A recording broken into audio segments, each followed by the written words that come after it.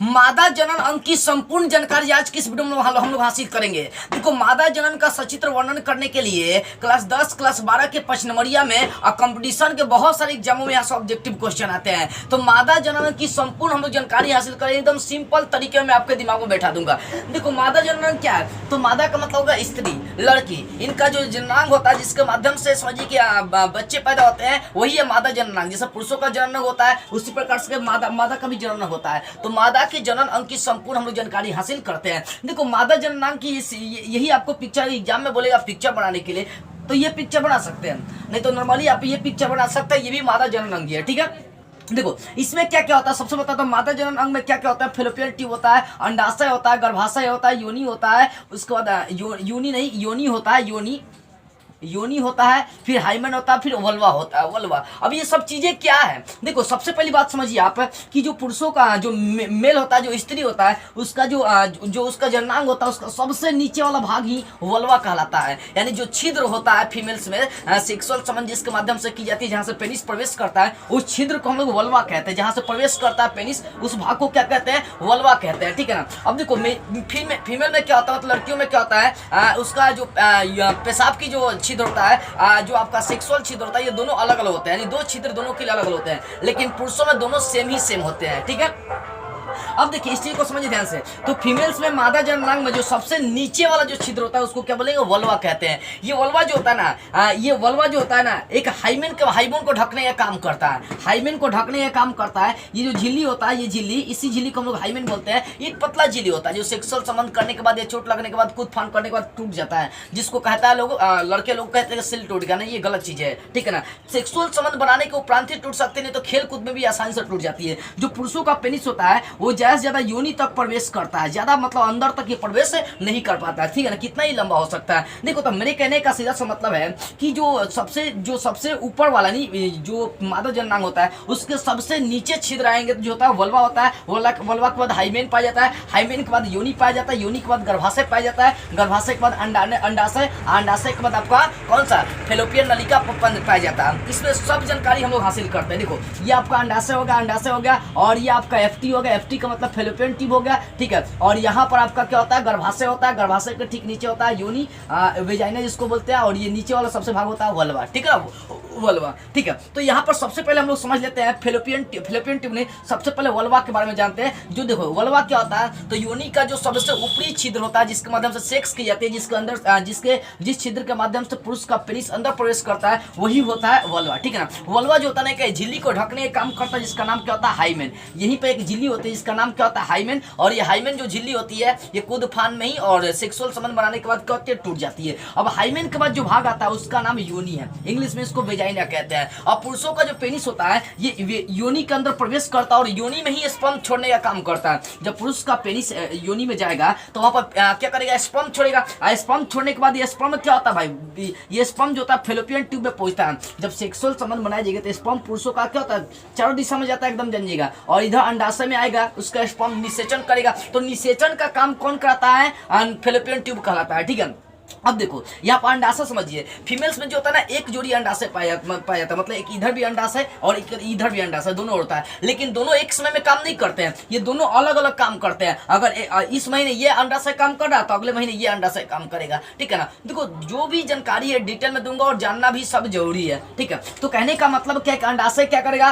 अंडाशय को इंग्लिश में ओवरी कहते हैं। ये ओवरी जो होता है ना, अंडा निकालने का काम करता है, और इसी की वजह से मेंस्ट्रुएशन साइकिल, जिसको इंग्लिश में एमसी, मेंस्ट्रुएशन साइकिल, जिसको शॉर्ट में एमसी के नाम से हम लोग जानते हैं। तो ध्यान से देने वाली बातें समझने वाली आ रही है कि जो अंडाशय होता है, ये अंडाशय कैसे काम करता है। देखिए, इसको ध्यान से समझिएगा, ये बहुत बड़ी बात होती है। अब देखो, फीमेल के अंदर 3 तरह के हार्मोन पाए जाते हैं। कितने तरह के हार्मोन पाए जाते हैं? 3 तरह के। इससे पहले आप जान लो, अंडाशय क्या है? अंडा छोड़ने का काम करेगा। फेलोपियन ट्यूब में क्या होता है कि जब पुरुष सेक्स करता है तो उसका स्पर्म जाकर ओवरी का निकला हुआ अंडा से निषेचन करने का काम करता है। निषेचन का मतलब मिलने का काम कर लेता है, ठीक है बाबू। उसके बाद देखिए, अब फीमेल के अंदर तीन तरह के हार्मोन पाए जाते हैं, तीन तरह के जननांगों में। एक एस्ट्रोजन हार्मोन होता है, जो दूसरा प्रोजेस्टेरोन हार्मोन होता है, और तीसरा का रिलैक्सिन हार्मोन होते हैं। कौन? एस्ट्रोजन, प्रोजेस्टेरोन और रिलैक्सिन। ये एस्ट्रोजन हार्मोन जो होता है ना, ये 10 या 12 जब से प्यूबर्टी फीमेल्स में शुरू होता है उस समय से ये उत्पन्न होना शुरू होता है। एस्ट्रोजन हार्मोन क्या करता है? फीमेल्स के छाती को विकसित करता है, स्तन को विकसित करता है, और साथ में उसी समय से एमसी, मेंस्ट्रुएशन साइकिल, रजोधर्म, मासिक धर्म,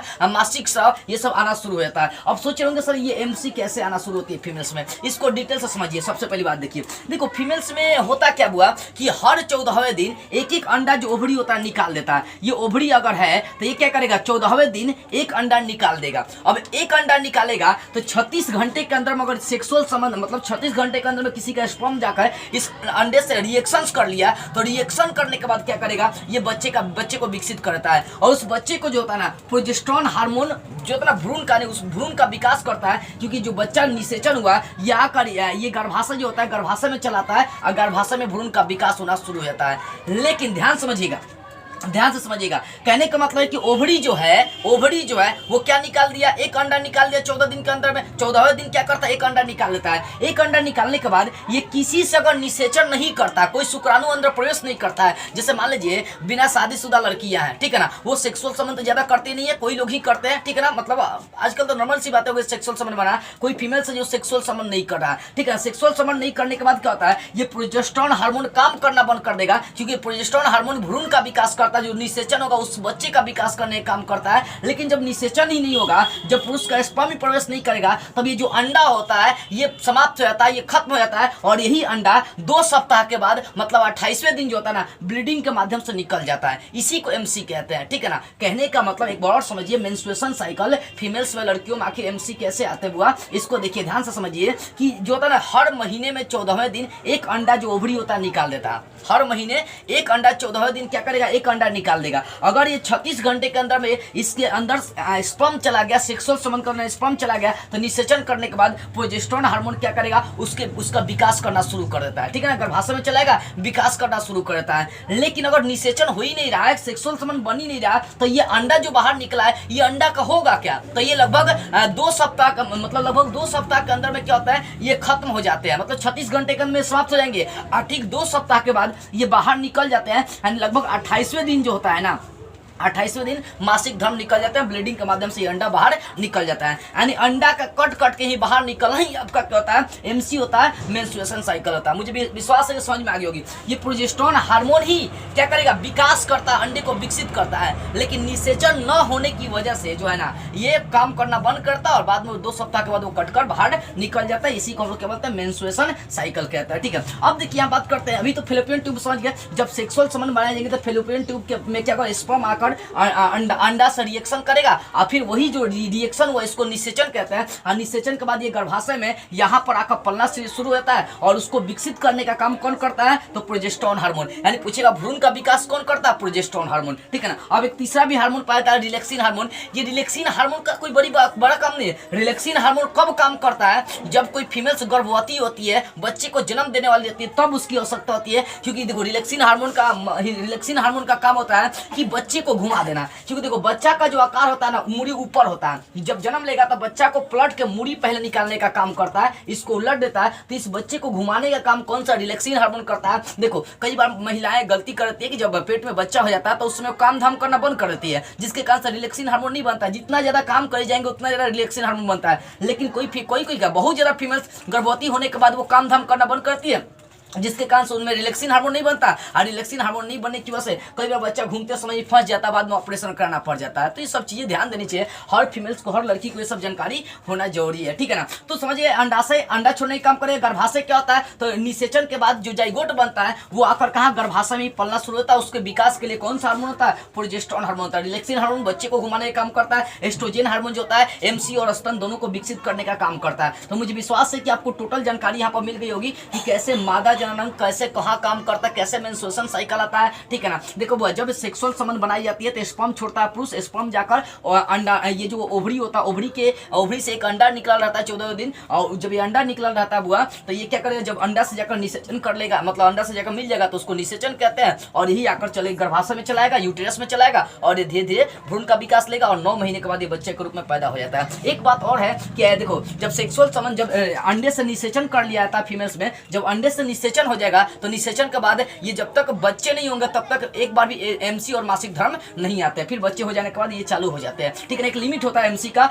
लगभग 40, 45, 50 वर्ष तक के बाद ये एमसी अपने आप क्या होते हैं, बंद हो जाते हैं। जैसे पुरुषों में भी स्पर्म की क्षमता धीरे धीरे क्या होती है, कम हो जाती है, उसी प्रकार से फीमेल्स में भी होता है। तो मुझे विश्वास है कि ये मादा जनन की जो जानकारियां थी ये पूरी विस्तार से आपको समझ में आ गई होगी। इसका स्क्रीनशॉट लेना चाहे तो ले लीजिए, आपके एग्जाम में पूछेगा। चित्र बनाने के लिए ऑब्जेक्टिव भी बहुत ज्यादा यहाँ से क्वेश्चन करते हैं, तो इसलिए इन सब चीजों को ध्यान में रखें और वीडियो को जितना ज्यादा हो सके शेयर करिए और इसको समझिए, क्योंकि सारी बातें मैंने डिटेल में बताई और इतना डिटेल में कोई आपको नहीं बता सकता है। यदि आप मुझसे इंपॉर्टेंट प्रश्नों का नोट लेना चाहते हैं या आप कुछ पूछना चाहते हैं जो आपको डाउट है या किसी अन्य टॉपिक पर वीडियो बनाना चाहते हैं तो स्क्रीन पर व्हाट्सअप नंबर यहाँ से संपर्क कर सकते हैं। लेकिन ध्यान इस बात करें कि आपको कॉल नहीं करना, ओनली व्हाट्सअप पर मैसेज करना है, क्योंकि आपका कॉल नहीं लगने वाला है। जय हिंद।